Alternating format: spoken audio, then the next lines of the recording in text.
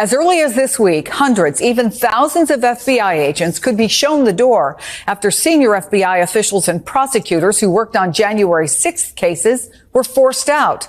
But in New York, a top agent is vowing to dig in, a kind of grassroots start in a fight against what critics say is a series of moves by Donald Trump that will make the U.S. less safe. Welcome to the Ken Harbaugh Show. I've got Bill Kristol with me. He's editor-at-large at The Bulwark.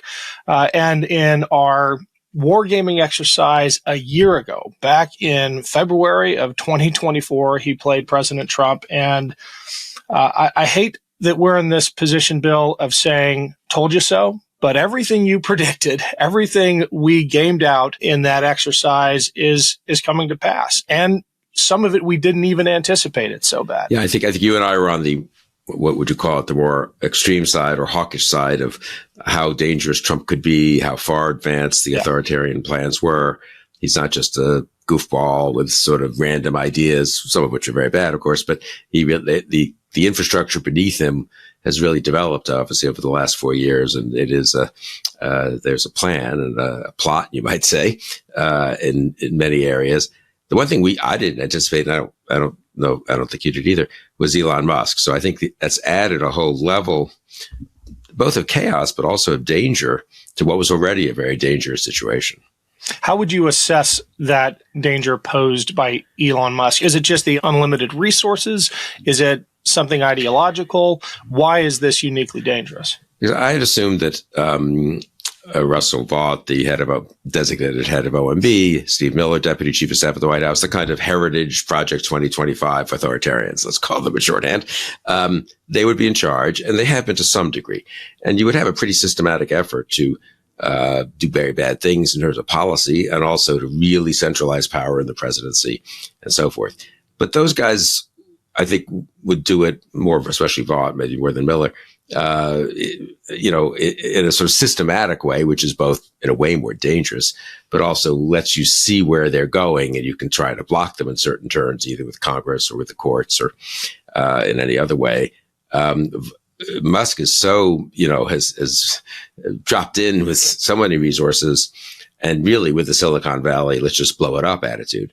Now, in some ways, I think that's ultimately, and I'm curious what you think about this, I think it's ultimately a vulnerability for them, because I don't know that people really want a Musk-type attitude to government agencies that are running important programs that are important to Americans, and we depend on their impartiality, their reliability, their due process. If we don't get something we're supposed to guess, we have there's a person you can appeal to and so forth. I think Americans might rebel against Musk's style, but it's also very intimidating, very disruptive, and does things very fast. So I think the actual damage is sort of what do you want? The guy who knows what he's doing, who kind of comes into your store and starts to take things, maybe in a very systematic way, but you don't quite notice at first, and they go gradually? Or do you want the guy that, comes in and just bashes everything? And there's downsides to each. The combination is very dangerous, though. I think that's what strikes me, I guess. It's the clown with the flamethrower metaphor in government right now. And I do think it does provide an opening for Democrats. The problem is, how do we get Americans to care? I worry about that more now than I ever have in my political life, having lived through multiple elections now where I feel like the country I knew didn't turn out to be the country I knew. And I'm looking at the voting public now and wondering if they really care what Elon Musk is doing to USAID. And in a way, it's kind of genius that that's the first target, because it is not provoking the kind of ire that it should. It is an easy punching bag. And for whatever reason, Elon Musk has been able to avoid so much of the criticism he deserves, but hopefully it adds up. I mean, on Musk, you're absolutely right. He endorses the German AfD, the Alternative for Germany, which is the neo-Nazi party there. He not just endorses it casually, but he does a video for them and so forth, writes an op-ed. This is one of the most senior people in the U.S. government, or let's just say close to President Trump, endorsing the neo-Nazi party and an important ally of ours, which has done whatever one can say about Germany, they've done a pretty good job for the last 80 years in pushing back, preventing those people from coming back. And that's kind of a core element to the German system.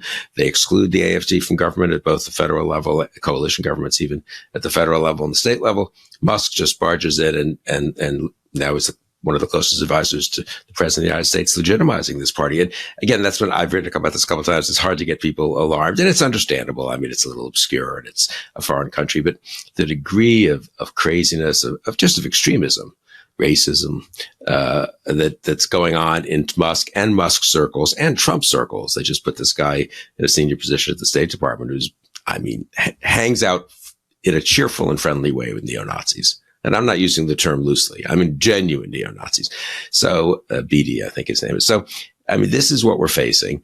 My only, but my only, I guess, realistic, my view of the American public is they voted. The ones who voted against Trump aren't happy. The ones who voted for Trump, slight plurality, they don't want to say they want to give him a chance. They're not focused right now. They're not following politics closely. They can't follow all the ins and outs, and let him have a chance to fix the federal government. So I've never thought you could flip 5% of the American public in 2 weeks, after he gets inaugurated. That's, I think, unrealistic. I wish there were more alarm and outrage. I think what people like us, if I can put it this way, have to do is pick the individual instances, highlight them, and don't have the expectation that 20 million people are going to get upset about it, but maybe 500,000 people will get upset about it. Maybe people in a particular state, people who have businesses that are affected by tariffs will get upset by tariffs. People who live in Florida and see hundreds of thousands of hardworking, legally here Venezuelan immigrants who have paid money to get their work permits and so forth, suddenly being denied temporary protected status and expelled. That's not maybe the greatest national issue, but it's certainly an issue in some communities. And I think a whole bunch of issues are like that, actually. I'm very much of I was at a meeting of big shot Democrats the other day, and we have to decide ahead of time what 2 or 3 issues matter. And we know that this issue is problematic and this issue is what people care about. I think that's foolish. And my experience in politics has been it's hard to predict what issues take off, and different issues matter to different people. And if you had predicted in 2021 that Biden would get hurt in his first year the most in the middle of the pandemic, and what's today, February 4th, 2020, if you predicted 4 years ago, early February 2021, what would really clobber Biden by late 2021 was the withdrawal from Afghanistan, which seemed popular at the time and anyway, it was unlikely. It seemed to be a headline event. We were already drawing down. And inflation, whereas the problem was the pandemic, people wouldn't have predicted it. Same in 93 with Clinton. I could go through a bunch of instances, but these things are hard. Politics is very variable. But I do think with a new president, the key is to, be opportunistic, be flexible in one's criticisms of him. Don't rule anything out and let different people criticize different things. The military community could be up in arms if he cuts, it goes after the VA. The law enforcement community could be up in arms if he goes after the FBI. A lot of Trump voters are related to or are, FBI agents, former FBI agents, friends of FBI types agents. That has its own vulnerability. So we can't expect a silver bullet, but I think we can do a lot of good. And we can't expect the public to totally focus now, but I think getting to that middle tier of people who in turn influence the public, So if the relatives of the FBI agents are upset, they start talking to their coworkers and it trickles out, percolates out. So that's kind of my theory of the case. I think it's a little frustrating because we don't see the immediate results, but there's no immediate result anyway to be had. Well, the one immediate result will be to stop what Trump and Musk are doing. And that's important for the sake of the country to the degree we can slow it down. But that does get to the fundamental problem of the total collapse of the Republican Party into Trump's arms. They control Congress. And as you and I were talking just before the show, the less than perfect opposition of the Democratic Party at this point, but the combination of those things for now has given Trump and Musk very much the upper hand. But, this can change pretty quickly. It's Ken Harbaugh. Quick break to say thank you to everyone who supports this show via Patreon. We're adding exclusive content every week there, so if you haven't signed up yet, head over to patreon.com/Ken Harbaugh. Every single cent we get through Patreon goes back into this show, whether it's researching topics like the piece we recently did on the U.S. Army's counter-fascism training during World War II, or my reporting trips to Ukraine to show what that country is doing to defend its democracy. These episodes can't happen without your support. I'm deeply honored that so many of you have pitched in. If you've been waiting, now would be a great time. We've got another reporting trip to Ukraine coming up and other ambitious projects in the works. We're all in this together. Thanks for everything. I think you're right about the need to be adaptable. I also think we might need to consider different messengers. Well, totally. And incidentally, we don't get to pick them, right? You and I can consider what we want, and we should feature people and promote people. But you know what? They should promote themselves. One of the things I'm most puzzled about, and you've been around and seen this, and I mean, where's the ambition? If you were a young Democrat now, member of Congress, a governor, maybe not even a governor, maybe a state legislator somewhere, right? Even. Don't you find one of these issues that you know a lot about, maybe you have some connection to, you're a veteran, you're law enforcement in your family and so forth, and really make a big deal about it. And don't wait for sign off from Hakeem Jeffries or from your governor of your state, right? Just go out and do it. When I was much younger, got involved in Republican politics, Jack Kemp was very important to me because he had a vision for the party that was optimistic and progressive, forward-looking, and exciting, really. He was personally a charismatic guy. This is in the 70s. He was a backbench member of Congress. The leadership didn't even like him. He wasn't even on the relevant committees. But he said, you know what, we need to go in this direction. And everyone else is, oh, come on. And he turned out to make a huge difference. So I think we need more of that entrepreneurial spirit. I got to say, AOC is not on my wing of the Democratic Party. I'm not on her wing. Maybe it's better to say of the Democratic Party. But I admire her for getting out there, and she's been pretty effective, I think, to a degree. And so there should be more people who take that model. Don't you think? I do. I think 100%. And I have come a long way on AOC. She inspires me on a regular basis. Even though we may disagree on policy issues, she is sharing my outrage. And that's what we're missing. I think we're seeing glimmers of that. David Hogg was just elected vice chair of the DNC. And I think he's got enormous potential and more of a future than Chuck Schumer, that's for sure. There's some potential there, but the Democrats do a really good job / bad job of creating roadblocks for that kind of upward momentum. I mean, I don't agree with Hogg on things that I don't really know him, but also I have no view on that. But I don't know, maybe he's too young, but and too hostile to moderate Democrats, honestly. But having said all that, you know what? He won that election, and let's see what he does. I'm very open-minded about this. I'm perfectly open to I like some of the younger members of Congress, some of the governors. I admire them. I think I agree with them on a lot of issues.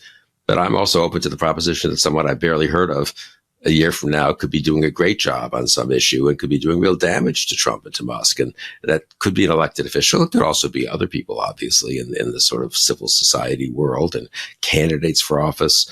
I really hope we get people running in 2026. And I hope they don't do the usual, I want to go make sure I can raise $8 million first. And I want to get the blessing of Chuck Schumer and of, Hakeem Jeffries and all that. Just take a shot. Look, if you don't, and then if you have the time, if you have the money, I'm not telling people to, ruin their lives here, but I think I think that was the trick of 2017, 18. Afterwards, all the leaders took credit, and they did a pretty good job once the cycle was underway in 2018 of helping some of these candidates. But I've talked to a lot of those people around in 2017, 18. They decided to run. Oh, yeah. They weren't told to run. They weren't blessed by anyone.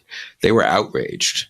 Yep. And Abigail Spanberger or Alyssa Slotkin or a lot of other people just decided, this is someone's got to do this, and I don't see anyone else quite doing it in my district, so I'm going to try to do it. And I hope we have that attitude this cycle. And a lot of them were vets. I mean, including Abby and Alyssa in that category. As ex-CIA. I was one of them, and running in a Trump plus 35 district. I forgot, as I was saying all this, I forgot I was talking to one of them.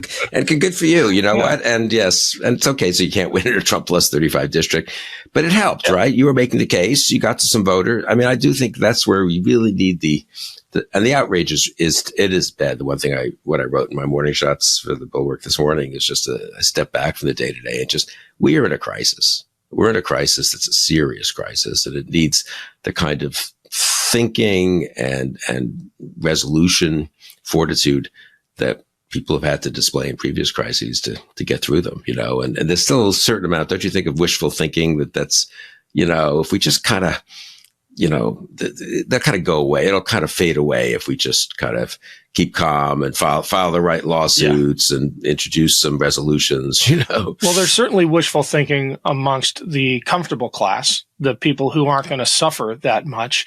But if you have relationships with those communities that are subject to some of these outrages, the panic has set in a long time ago, and we need to share that with our elected leaders. I want to talk about that Morning Shots newsletter. I think it was under the heading "More Dangerous Than Watergate." Your piece was, "Are we up to the task?" And you take on the assaults on the FBI, which is the systematic approach.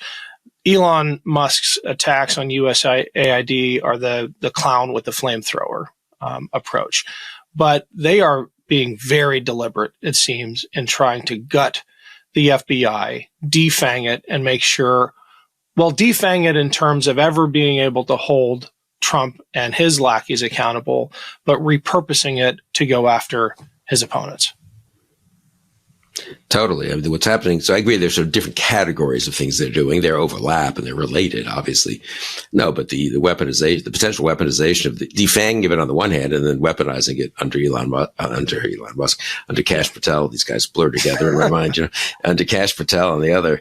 That's very dangerous. What's happening at Justice, FBI, conceivably in the intelligence world, DOJ, it's a world you know better than I. But I mean, the combination of those things, when political scientists study coups or just the erosion of democratic government and the rise of authoritarianism in foreign countries, they often talk about the power agencies, the security agencies, that those are the key ones that the aspiring dictator has to get hold of. And those are the intelligence agencies, the law enforcement agencies, the military, basically. Maybe a little bit of the money too, And Trump people have a lot of money now. And so it is, I think, genuinely dangerous in a very fundamental way. But I also agree that going after USAID and all these other agencies, I mean, that's what Elon Musk. I don't believe Elon Musk had ever heard of USAID 4 days ago. And then he starts tweeting about it because they tell them it's, full of, wonder what they tell him, it's in our interest to destroy it and to demonize it. And Americans don't care much about foreign aid and humanitarian assistance, allegedly. So we can do it harmlessly and it can become a trophy of ours and so forth.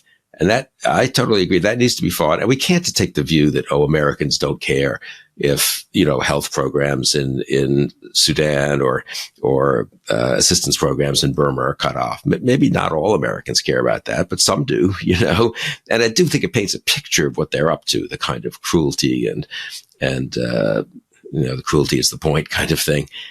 Anyway, I'm for fighting on all these fronts, and I agree so we're in agreement on this, I think. But I do think the security agencies is objectively kind of the most dangerous. And also once those go, and when a lot of people quit from the FBI or from Justice, that takes a long time to build that back up. And it's certainly when they control those agencies. I'm sorry to go on too long. I don't know. Then I was at a conference with Democrats. Said, 2026 should be a good year. Are we confident that 2026 is going to be a free and fair playing field in that election?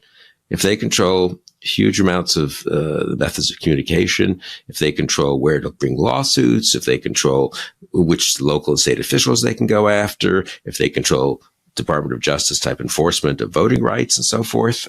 I mean, I think we're going to have an election. I don't think it's going to be like the elections are canceled on November, whatever it is, of 2026.